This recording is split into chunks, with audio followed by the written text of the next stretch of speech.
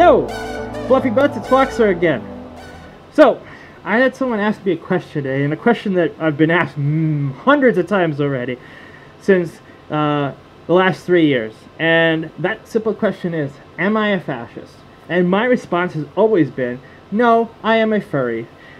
But unfortunately, everybody that asks me that question is normally a furry, so they do understand where I'm coming from.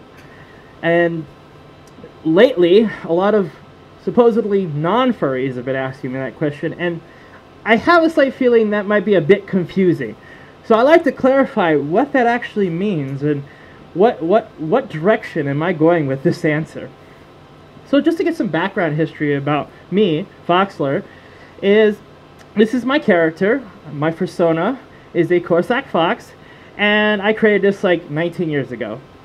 About 12 years ago, I joined this game called Second Life after I became a really bad high school dropout. Sadly, you know, engineering and mathematics is the only thing I really know. Everything else just goes right over my head. So, in that game, there was a free item, and it was this thing right here. And when you're a teenager and loathing your so-called interest and trying to share it with everybody else, everything that you can find that relates to that interest, you grab onto. So if you are a furry, you'll know that a lot of furries keep a lot of furry things. Sometimes they collect art, plushies, I have a lot of those, anything that relates to the animal that they are. So for me, I got a lot of fox things, and paw prints, because the furry fandom uses a mess load of paw prints. Paw prints all the time. Paw prints there, because, you know, paws. So that is something I gravitated towards, and I just made it part of my character. And it wasn't until, like I said, the last 3 years, it seems like it's a problem because supposedly it's fascist. That doesn't make sense to me. I always saw it as a Furry Pride thing. So, I would like to say that when somebody asks me that question and I respond with furry, it's because I am obsessed with being a furry. Like, my whole life evolves around this. The way I see the world, how I dream, my relationships, my sexual interests, the way I conduct work, how I interact with people. Every little key component of my life is entangled to this idea of furry. And you're like, okay, he's a little bit obsessed, maybe a lot. He's got some OCD issues there. And I'm like, yep. So what does that put me into? What belief system then? Where do I stand as a person when people ask me that question? You know, what do I believe in that relates with all this? Seeing that furry is a expression component of the human mind, you know, we've always been fascinated with the idea of things that are not real, and that's why we have fantasy. We have fantasy stories, images, movies. You know, we indulge ourselves in fantasy.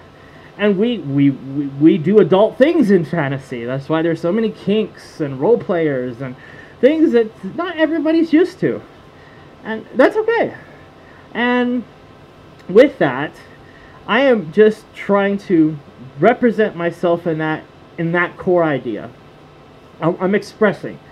And what I like so much about the furry fandom is that you can allow to express yourself in any weird way possible. I mean, I've seen all kinds of crazy things in the fandom, and I'm probably one of those crazy things. And that to me is the need for artistic expression and the freedom to do so with that. You know, where you have the capability to express yourself fully, openly, without boundaries, without limits. That would be really nice. And you're doing it for yourself. You know, if as long as it's not hurting other people, you know, physically, then it should be okay. And to me, that's the idea. Now, one question I get a lot after I answer I am a furry is, what do you do with the people that are actually have fascist beliefs? That is an interesting one, because I have really yet to meet really anybody that has displayed those historical characteristics towards me. Like, nobody in my town and my friends, my circle of friends, or my family, or anybody has ever showed any tendencies that would relate to that. They just go on about their lives, and it seems like something so easy and simple. So I don't feel as an individual there's a need to, jump in the air and say there's a problem when I don't see a problem. Maybe because I'm a furry so much, I'm hiding myself away from the real world to some degree. But that's I think that's a personal choice, if that's the case. I'm no therapist or anything, so I'm not going to figure that one out. Well, that's okay, because that's the reason why we put on these costumes. We're trying to indulge in a world that doesn't exist. So, in essence, the base foundation is just about expression, self-expression, and doing it for yourself or other people. It depends on the crowd that you want to appease. And for me, I do it for myself, and I do it for the relationship I'm in. And surprisingly, a lot of people don't realize that the relationship I'm in is with someone that's African American and is a guy. And shockingly surprised, I'm Thai, half Thai, part German. Like, not even doesn't even have the characteristics or even the mentality to be a fascist. So, to some furries, I know they find it aesthetically pleasing. That's totally fine. People do that all the time. I've seen some pretty kinky things. So it's all understandable. And then, to some furries, this is a kink. And at the end of the day, there's no simple, straight answer when it comes to trying to understand someone and what they believe in. It is a thing that you need to break down and spend time with a person and understand.